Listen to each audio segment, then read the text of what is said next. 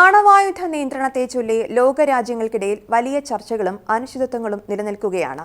ഈ സാഹചര്യത്തിൽ ഏറെ പ്രതീക്ഷ നൽകുന്ന ഒരു നീക്കമാണ് റഷ്യയുടെ ഭാഗത്തുനിന്ന് ഇപ്പോൾ ഉണ്ടാകുന്നത്. ലോകത്തിലെ ഏറ്റവും വലിയ രണ്ട് ആണവായുധ ശക്തികളായ റഷ്യയും അമേരിക്കയും തമ്മിലുള്ള പുതിയ സ്റ്റാർട്ട് ഉടമ്പടി അടുത്ത വർഷം ഫെബ്രുവരിയിൽ കാലാവധി അവസാനിക്കാനിരിക്കെ ഒരു വർഷത്തേക്ക് കൂടി അത് പാലിക്കാൻ റഷ്യ തയ്യാറാണെന്ന് പ്രഖ്യാപിക്കുകയാണ് റഷ്യൻ പ്രസിഡന്റ് വ്ളാഡിമിർ പുടിൻ. ലോകസമാധാനത്തിന് പുതിയ സാധ്യതയാണ് ഇതുവഴി ലഭിക്കുക എന്നാണ് വിലയിരുത്തൽ. റഷ്യൻ സുരക്ഷാ കൌൺസിലിലെ സ്ഥിരാംഗങ്ങളുമായുള്ള കൂടിക്കാഴ്ചയിലാണ് പുടിൻ സുപ്രധാന പ്രഖ്യാപനം നടത്തിയത്. കഴിഞ്ഞ വർഷങ്ങളിൽ പാശ്ചാത്യ രാജ്യങ്ങൾ സ്വീകരിച്ച ശത്രുതാപരമായ നിലപാടുകൾ ആണവായുധ ശക്തികൾ തമ്മിലുള്ള ബന്ധങ്ങളെ തകർത്തുവെന്ന് അദ്ദേഹം ചൂണ്ടിക്കാട്ടി. ആണവ മിസൈൽ പ്രതിരോധ ആയുധ നിയന്ത്രണം എന്നിവയെക്കുറിച്ചുള്ള സോവിയറ്റ് അമേരിക്കൻ റഷ്യൻ അമേരിക്കൻ കരാറുകളുടെ സംവിധാനം ഏതാണ്ട് പൂർണ്ണമായും തകർന്നതായി പുടിൻ അഭിപ്രായപ്പെട്ടു. ഈ കരാറുകൾ ആഗോള സുരക്ഷയ്ക്കും സ്ഥിരതയ്ക്കും നിർണായക പങ്ക് വഹിച്ചിരുന്നതായി അദ്ദേഹം പറഞ്ഞു. 2010 ഒപ്പുവെച്ച പുതിയ സ്റ്റാർട്ട് ഉടമ്പടി ആണവായുധങ്ങൾ പരിമിതപ്പെടുത്തുന്നതിനായി ശേഷിക്കുന്ന അവസാന ഉഭയകക്ഷി കരാറാണ്. ഈ ഉടമ്പടി കാലഹരണപ്പെടാൻ അനുവദിക്കുന്നത് തെറ്റായതും ഹ്രസ്വദൃഷ്ടിയുള്ളതുമായ ഒരു നടപടിയായിരിക്കുമെന്ന് പുടിൻ മുന്നറിയിപ്പ് നൽകി. ഇത് ആണവ നിർവ്യാപന ഉടമ്പടിയുടെ ലക്ഷ്യങ്ങളെ പ്രതികൂലമായി ബാധിക്കുമെന്നും അദ്ദേഹം കൂട്ടിച്ചേർത്തു.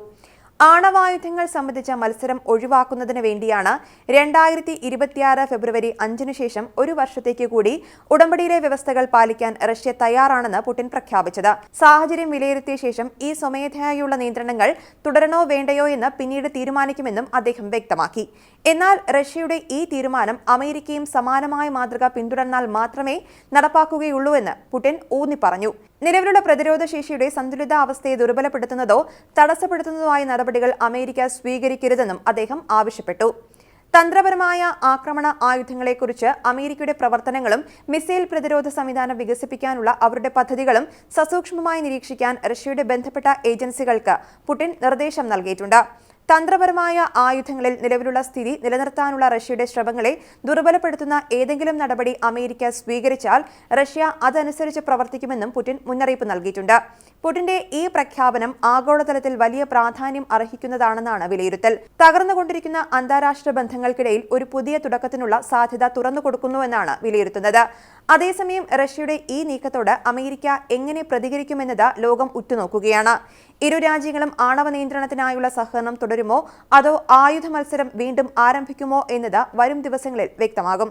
സ്റ്റാർട്ട് അഥവാ സ്ട്രാറ്റജിക് ആംസ് റിഡക്ഷൻ ട്രീറ്റി എന്നത് റഷ്യയും യുഎസും തമ്മിലുള്ള ഒരു ആണവ നിയന്ത്രണ ഉടമ്പടിയാണ്. തന്ത്രപരമായ ആണവായുധങ്ങളുടെ എണ്ണം പരിമിതപ്പെടുത്തുന്ന ഈ കരാർ 2010 ഒപ്പുവെക്കുകയും 2011 പ്രാബല്യത്തിൽ വരികയും ചെയ്തു. കൂടാതെ 2021 5 വർഷത്തേക്ക് കൂടി നീട്ടിയിരുന്നു. തന്ത്രപരമായ ആണവ പോർമുനകളുടെ എണ്ണം പരിമിതപ്പെടുത്തുക എന്നതാണ് ഉടമ്പടിയുടെ പ്രധാന ലക്ഷ്യം.